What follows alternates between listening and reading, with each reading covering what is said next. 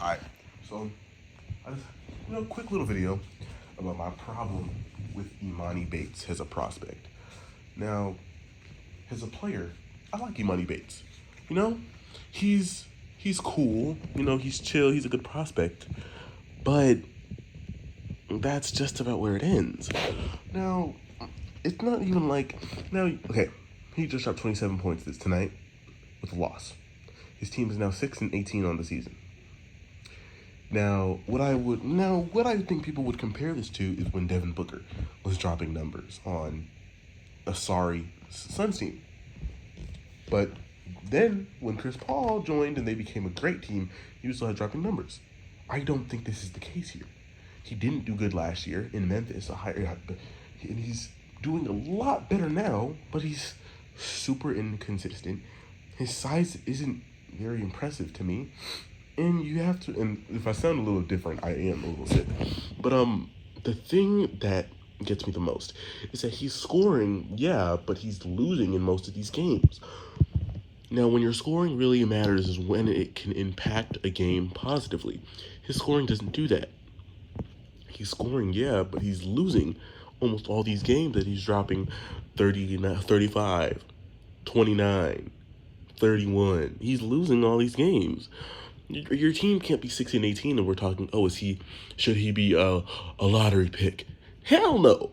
Well, lottery picks, and not only that, he plays for Eastern Michigan. What lottery picks are doing that? I mean, it's not really something that catches your eye when you look at the record.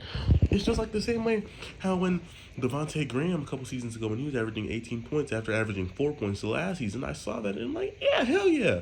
But then you look at him play, and it's like, dude, you're chucking up shots. He shot like 39% from the field that season. And that's why now you see that he's been surrounded with other players that can score, because that was after they traded away Kemba Walker. Now he's been surrounded with other players that can score, and he's fallen into obsoleteness.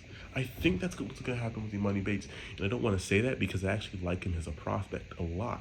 But I just genuinely think that because of his lack of ability to lead a team to win, I think that's going to be it's going to end up being what hurts him, because he's not surrounded with other players that can really go score the ball for themselves like he can. He's an elite level scorer. He is an NBA talent, but he's not an elite NBA talent that he could have been if he would have stayed the extra year in high school, went to a good power school, and then do that. And I don't even want to say it's because Memphis isn't a good school or they're coached by Tim Hardaway.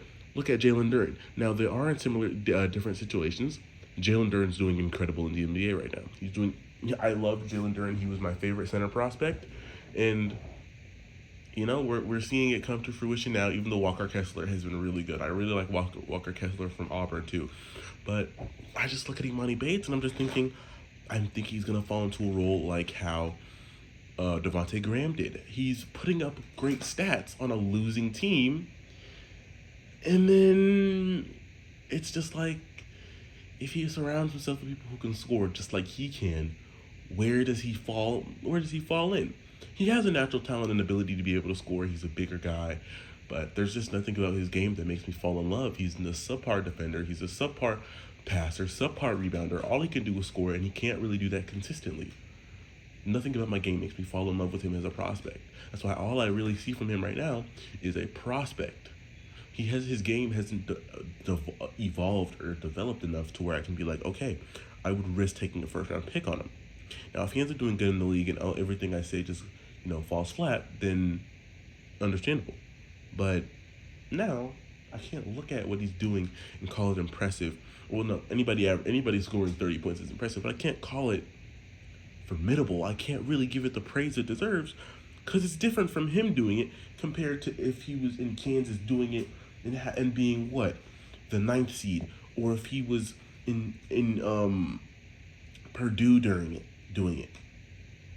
I can't compare the two because not only is his school not good, his team has a horrible record, and it doesn't impress me.